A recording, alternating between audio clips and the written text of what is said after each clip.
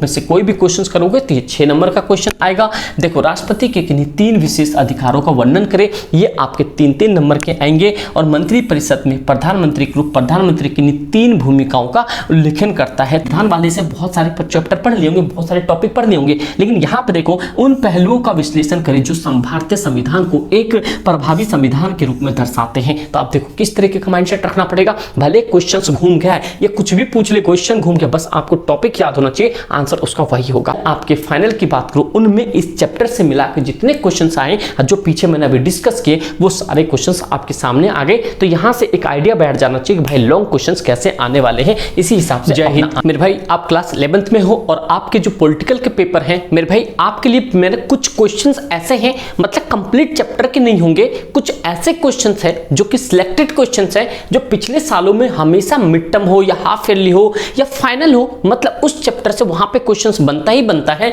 इसीलिए मैं आपके यहाँ पे इस वाले वीडियोस के अंदर में वो सारे क्वेश्चंस, हिंदी मीडियम के क्वेश्चंस है मेरे भाई, ये सारे डिस्कस कर दूंगा जो अभी आप यहाँ पे देख रहे हो। तो इस तरीके के सारे क्वेश्चंस आपके सामने आ जाएंगे, 6 नंबर और 4 नंबर वाले। तो आप इस वीडियो को कंप्लीट देख लेना। और मेरे भाई, इस वीडियो के बाद जो क्वेश्चंस आपको बता दिया जाए, वो क्वेश्चंस आप एक बार नोट डाउन जरूर करके अपने आप से एनसीईआरटी से आंसर राइटिंग जरूर कर लेना, या सपोर्ट मटेरियल से। ये भाई मस्ट है, जब भी आप पेपर में तबाही मचा पाओगे, वरना मेरे भाई कुछ भी नहीं होने का। ये पॉइंट आप याद रख लो। बस कंप्लीट वीडियो को देखना, और नए हो तो सब्सक्राइब कर लो अगर आप जीवन में कुछ आगे चाहते हो। मेरे भाई, ये आपकी कंप्लीट हिंदी मीडियम में होगा। मैं इसके अंदर में आपके लिए मतलब कि कुछ ऐसे पॉइंट्स हैं, कुछ ऐसे क्वेश्चंस हैं जो हमेशा रिपीट हुए, वो मैंने डाले प्रीवियस से लाके, क्योंकि वो भाई और तो चैप्टर के अंदर में कुछ है ही नहीं। अगर आपने चैप्टर बढ़िया से पढ़ा है तो आप सारे आंसर लिख दोगे। इसके अंदर से ये अमेरिका के संविधान से क्या क्या चीज लिया, ये हमारे लिए एक इंपॉर्टेंट है। और आयरलैंड के संविधान से क्या क्या लिया, ये हमारे लिए सबसे ज्यादा इंपॉर्टेंट है। तो अगर आपके पास एक डिफरेंशिएट बिटवीन आता है फंडामेंटल राइट्स और फंडामेंटल ड्यूटीज, मतलब कि फंडामेंटल राइट्स को हिंदी में कहते हैं मौलिक अधिकार और मौलिक कर्तव्य, और राज्य के नीति निर्देश सिद्धांत। क्या बोला मैंने?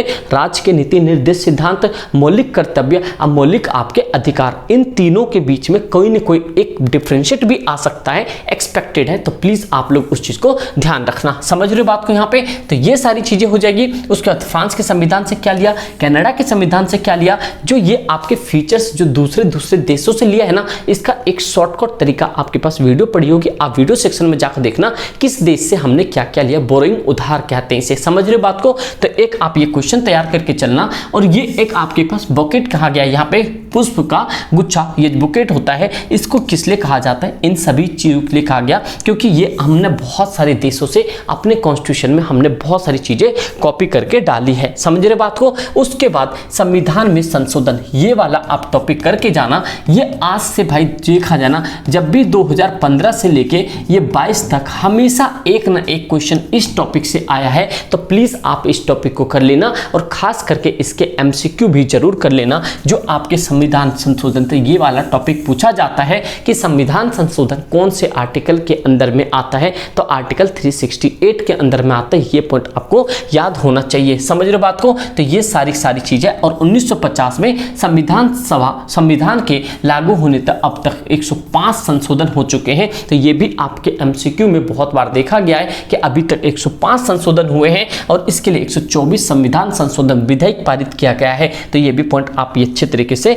याद रखना। समझ रहे बात को? तो चलो अब नेक्स्ट पॉइंट आपको ये देखना चाहिए कि ये जो कार्टून है, ये कार्टून किस चीज को रिप्रेजेंट करता है। तो आपको पता होना चाहिए, ये जो कार्टून है आपके, जो ईस्टर्न वेस्ट मतलब कि ईस्ट जो पूर्वी सोच होती है और पश्चिमी सोच होती है, उन सबको एक बैलेंस करने की कोशिश कर रहे हैं, जो कि आप इनको समझाया जा रहा है किसके द्वारा। आप इस नेता का नाम तो बता ही सकते हो, क्योंकि अभी जब आप क्लास 11th में आओ तो पॉलिटिकल के अंदर में इनका ही सबसे ज्यादा जिक्र हुआ होगा, क्योंकि भैया इनको ही सबसे ज्यादा देश का फिक्र था। समझ रहे हो बात को? तो प्लीज आप लोग इसका एक मतलब कमेंट करके बताओ कि इनका क्या नाम था। ये ईस्ट और वेस्ट वाले को मतलब कि बैलेंस करना चाहते थे, सबकी सोच को एक साथ रखना चाहते थे, कुछ इस तरीके का मामला था। अब देखो यहाँ पे प्रत्यक्ष और अप्रत्यक्ष लोकतंत्र में 2 अंतर बताना है। ये प्रीवियस है। यहाँ पे फर्स्ट पास्ट द पोस्ट प्रणाली सिस्टम, मतलब कि आपके पास FPPS, इसको आप जरूर कर लेना, जिसमें कि आपके पास जो बहुमत के जो सबसे ज्यादा नेता, जिसको सबसे ज्यादा बहुमत मिलता है वो जीतता है। तो वो पॉइंट आपके पास होना चाहिए। समानुपाती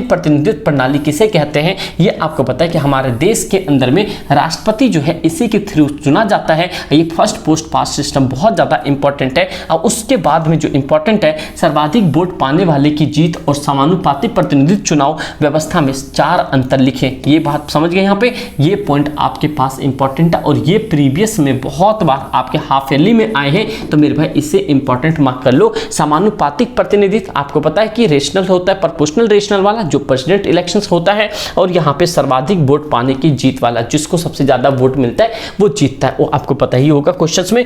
सार्वभौमिक जो ये सार्वभौमिक वयस्क मताधिकार, इसके 4 महत्व लिखने हैं। अब भारत के निर्वाचन आयोग के 4 मुख्य कार्यों का वर्णन करना है। तो ये पॉइंट ये भाई ये जो अपने आप में ही सबसे ज्यादा इंपॉर्टेंट है, सार्वभौमिक वयस्क मताधिकार और ये भारत के निर्वाचन आयोग के 4 प्रमुख। तो निर्वाचन आयोग आप बता सकते हो कि हमारे जो भारत के निर्वाचन आयोग है, मतलब कि जो इलेक्शन कमीशन है, ये इलेक्शन कमीशन कौन से आर्टिकल के अंदर में आता है, कौन से अनुच्छेद के अंदर में आता है, समझ आ रहा है। तो मेरे भाई इस तरह के क्वेश्चंस आप करना। और अगला पॉइंट है, ये कार्टून जो है फिर से एक कार्टून है, ये फिर से हमारे चचा है, यहाँ पे एडल्ट वोट को रोकने की कोशिश कर रहे हैं। मतलब कि हमारे देश के अंदर में बहुत ऐसे ज्यादा पॉपुलेशन है जो पूरे वर्ल्ड में सबसे ज्यादा यंगस्टर पॉपुलेशन। तो इस डायग्राम को भी आप एक बार कंप्लीट कर लेना, ठीक भाई। उसके बाद में भारत की चुनाव प्रणाली की प्रमुख विशेषताओं पर प्रकाश डाले। तो भारत के अंदर जो चुनाव प्रणाली है उसको एक बार देखना। इस तरीके के क्वेश्चंस बनते हैं भाई। ये आपके जितने भी क्वेश्चंस मैं बता रहा हूँ, ये आपके 2020 से लेके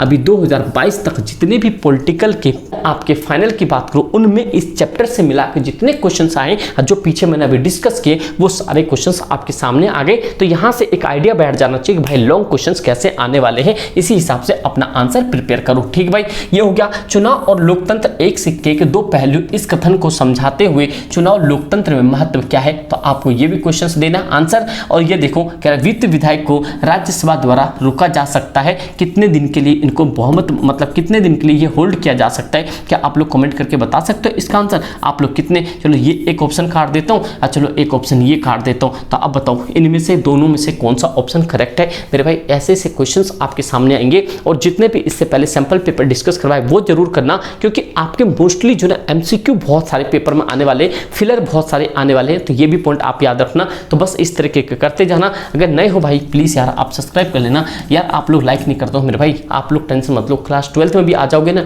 तो वहाँ पे तबाही होगी। प्लीज आप सब्सक्राइब कर लेना। और नए हो तो भैया एक बार इंस्टाग्राम पे इसको भी थोड़ा सा देख लेना, अच्छा लगे तो फॉलो कर लेना, ठीक भाई। कोई दिक्कत परेशानी हो वहाँ पूछ सकते हो। एक आपके पॉकेट वीटो पावर के बारे में पूछा जा सकता है, जो कि राष्ट्रपति के पास होता है। अभी जो है 4 नंबर के ये सारे क्वेश्चंस आएंगे, क्योंकि ये प्रीवियस से लिए गए क्वेश्चंस है, जिसमें कि आप देख रहे हो कि न्यायपालिका की स्वतंत्रता को संविधान द्वारा किस प्रकार सुनिश्चित किया जा सकता है। तो आप ये भी क्वेश्चन देखो, जितने भी क्वेश्चन है मैं आप सामने दिख रहे हैं यहाँ पे, ये प्रीवियस से लिए गए सारे क्वेश्चन है, जिसमें कि न्यायपालिका की बात कर रहा है। स्वतंत्रता को संविधान के द्वारा किस प्रकार सुनिश्चित किया गया है, 4 उपाय के बारे में लिखना है। और यहाँ 1 सदस्य और 2 सदनीय विधायिका के बारे में क्या अंतर है, और संसद की संरचना को स्पष्ट करना है। संसद की संरचना मतलब कि पार्लियामेंट के बारे में है। तो आपको पता हो चाहिए किसी भी तरीके का कोई भी राज्य के अंदर में बाउंड्री की बात करें, नाम चेंज की बात करें, तो पार्लियामेंट के थ्रू होता है। और जो हमारा संसद होता है ये कौन सा आर्टिकल में आता है, 79 आर्टिकल में आता है। तो इसके 2 हाउस कौन कौन से आप बता सकते हो, इसके पार्लियामेंट के 2 हाउसेस कौन कौन से हैं। आप कभी कभी सोचते होंगे भाई ये बच्चे से क्वेश्चन क्यों पूछते हैं, क्योंकि मेरे भाई ये एक बच्चा हलवा सा क्वेश्चन इसलिए होता है कि जिससे आपके इंस्टेंट आंसर दे पाओ। समझ रहे हो बात को, तो ये पॉइंट आपको याद रखना है, समझ गए। उसके बाद में देखो यहाँ पे 6 नंबर में कौन से क्वेश्चंस आ रहे हैं, आप देख सकते हो 6 नंबर के क्वेश्चंस। भारत की चुनाव व्यवस्था में सुधार के लिए आप क्या सुझाव देंगे। और इसी के साथ एक ऑप्शन आएगा, भारतीय संसदीय चुनाव में कौन से चुनाव प्रतिनिधित्व अपनाई जाती है। तो ये दोनों में से कोई भी क्वेश्चंस करोगे तो ये 6 नंबर का क्वेश्चन आएगा।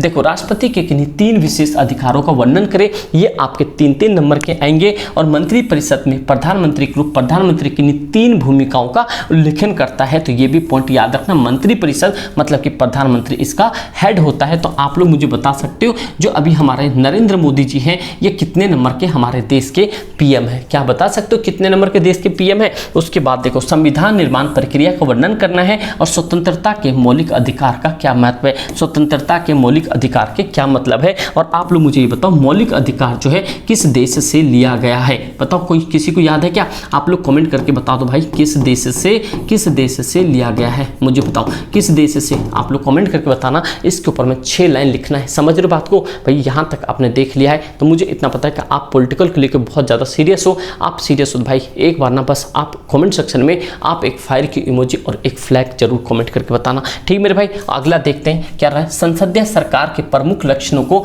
भारतीय संदर्भ में वितरित कीजिए। ये आपके प्रीवियस 2021 के पेपर है जो कि आपके पास यहाँ पे 2021 में आए थे। तो ये देखो संसदीय सरकार के प्रमुख लक्षण कौन कौन से होते हैं इसको दिखाना है। अब भारत के संविधान में संशोधन प्रक्रिया का वर्णन करें, और ये संविधान में संशोधन प्रक्रिया आपके इतनी ज्यादा इंपॉर्टेंट है, इतने ज्यादा इंपॉर्टेंट है। शुरुआत में भी मैंने यह चीज डिस्कस करके बताया आपको। तो चलो आप लोग मुझे फटाफट से आर्टिकल कमेंट करके बता दो संशोधन का, जिससे कि आपको भी याद रहे। समझ रहे बात क्यों? अगला पॉइंट देखते हैं। संविधान की प्रमुख विशेषताएं लिखना है आपको। क्या क्या विशेषता है तो संविधान के, तो क्या आप लोग मुझे एक चीज बता सकते हो, जो संविधान है संविधान के लिए कितने दिनों की बैठक हुई थी, मतलब कितने दिन लगे थे? 165 दिन या 166 दिन या 167 दिन, बता सकते हो कमेंट करके कितने दिन लगे थे यहाँ पे। और भारत की चुनाव प्रणाली की मुख्य विशेषताओं का कौन कौन सी है, मतलब कि भारत के अंदर में जो इलेक्शन कमिश्नर होते हैं इनके मेन कार्य क्या होते हैं, ये आप जरूर लिखना। क्योंकि भाई देखो इस तरीके के क्वेश्चंस जो प्रीवियस में दिखे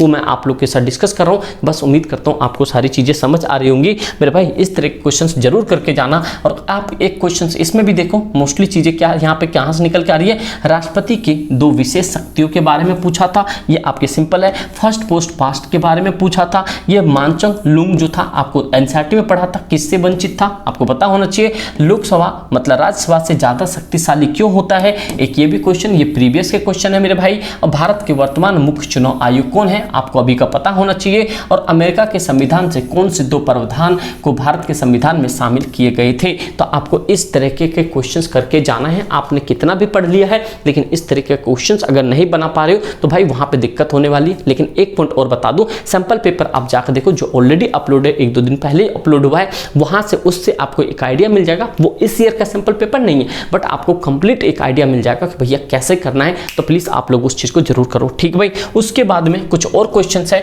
भारत में संसद के कार्यों का विश्लेषण करना है। संसदीय नियंत्रण के कोई 3 आयाम को लिखना है। राष्ट्रपति की चुनाव प्रक्रिया को विस्तार से लिखना है। राज्यपाल की नियुक्ति और शक्तियों और स्थिति को विश्लेषण करना है। और संविधान क्या है, हमें इनकी आवश्यकता क्यों होती है, और उन पहलुओं को विश्लेषण करें जो भारतीय संविधान को एक प्रभावी संविधान के रूप में दर्शाते हैं। तो ये क्वेश्चन देखो कितना डिफिकल्ट कर दिया। भले आपने संविधान वाले से बहुत सारे चैप्टर पढ़ लिए होंगे, बहुत सारे टॉपिक पढ़ लिए होंगे, लेकिन यहाँ पे देखो उन पहलुओं का विश्लेषण करें जो भारतीय संविधान को एक प्रभावी संविधान के रूप में दर्शाते हैं। तो आप देखो किस तरीके का माइंडसेट रखना पड़ेगा। भले क्वेश्चंस घूम गया है, ये कुछ भी पूछ ले, क्वेश्चन घूम गया, बस आपको टॉपिक याद होना चाहिए, आंसर उसका वही होगा। समझ रहे हो बात को? तो भैया इतना टेंशन मतलब पॉलिटी हिस्ट्री के लिए बहुत शिद्दत से आपको बस टॉपिक याद होना चाहिए, आगे आप गेम बना सकते हो। तो इस चीज के लिए क्या करना पड़ेगा, आपको टॉपिक लर्न करना पड़ेगा। तो आप लोग मुझे एक चीज और बताना कि आप लोगों ने अभी तक कितने % आपकी तैयारी हो गई है। आप सीरियस बच्चे हो, मुझे पता है अपने इस चैनल पे तो इधर उधर के बच्चे होते नहीं है, सारे सीरियस होते हैं और सब सिंसियर है। तो आप लोग अपनी एक बार प्रिपरेशन जरूर बताओ, अभी तक टिल नाउ जो अभी आप देख रहे हो यहाँ तक आपकी प्रिपरेशन कितनी हो गई, कितनी % है। लेकिन आप टेंशन मतलब पेपर बहुत झकास जाएगा, ये मैं आपको वादा दिलाता हूँ, ठीक भाई। तो ये पॉइंट आपके समझ आ गए। उसके बाद में एक क्वेश्चन और है, मौलिक अधिकार और नीति निर्देश तत्वों में क्या संबंध है। तो ये पॉइंट आपके पास मैंने शुरुआत में भी पूछा था कि मौलिक अधिकार और नीति निर्देश सिद्धांत, जो कि पता है आपको नीति निर्देश सिद्धांत किस देश से लिया गया है और आपको पता होना चाहिए किस देश से लिया गया है, और यहाँ पर मौलिक अधिकार किस देश से लिया गया है। इन दोनों देश का भाई आप लोग नाम कमेंट कर सकते हो तो कर देना, ठीक है। इन 3 मौलिक अधिकारों का वर्णन करें। आप लोग को पता है हमें 3 फंडामेंटल राइट्स दिए गए थे, मतलब 6 हमारे पास फंडामेंटल राइट्स है। अब पहले कितने थे, 7 थे, और कौन एक रिमूव हुआ है, क्या आपको पता है उसके बारे में? अगर नहीं पता है मेरे भाई तो आपके पास संविधान से रिलेटेड जितने भी वीडियोस पढ़ी अपने हिंदी मीडियम के मेरे भाई जाके चेकआउट कर सकते हो, आपको एक एक क्लास बहुत ज़्यादा इंपॉर्टेंट होगी। तो यहाँ तक ये सारे क्वेश्चंस जो मुझे लगे कि वैल्यूएबल कंटेंट है वो मैं आपको देने की कोशिश कर रहा हूँ मेरे भाई। अभी बिलीव नहीं करोगे, अभी रात के भाई 3:20 हो रहा है, बट मैं क्योंकि देखो अभी संडे था तो कल तो भाई 10 बजे से क्लास है, वो भी आप लोग के 11th वालों के, 12th वालों के, तो इसलिए भाई आप लोग के लिए मैं इतनी मेहनत कर रहा हूँ कि भाई रातों रात जाग के मैं चाहता हूँ कि आप लोग ने भरोसा दिलाया ना, इतना भरोसा रखा है तो भाई आप लोग को मैं आगे लेके चलूँ। अगर यहाँ तक देखा है तो यार एक बार कमेंट जरूर करके बताना, लाइक जरूर करना, एक अपने दोस्त यार में शेयर जरूर करना इस वीडियो को। और उसके बाद आपके पास एक पॉइंट समझ आना चाहिए कि ज़िंदगी में कभी भी ना कोशिश करना ना छोड़ो, क्योंकि आपको पता है गुच्छे की आखिरी चाबी भी ताला को खोल सकती है। तो ये पॉइंट आप याद रखना, कभी भी कोशिश करना मत छोड़ना, आप कर सकते हो, आप सब कुछ हासिल कर सकते हो। मेरे भाई इतना हौसला रखो कि आप जो सोचते हो वो कर सकते हो, ठीक है। तो ऑल द बेस्ट, आप लोग अच्छे से पेपर करना, आके जरूर बताना कैसा पेपर हुआ। Thank you so much and जय हिंद।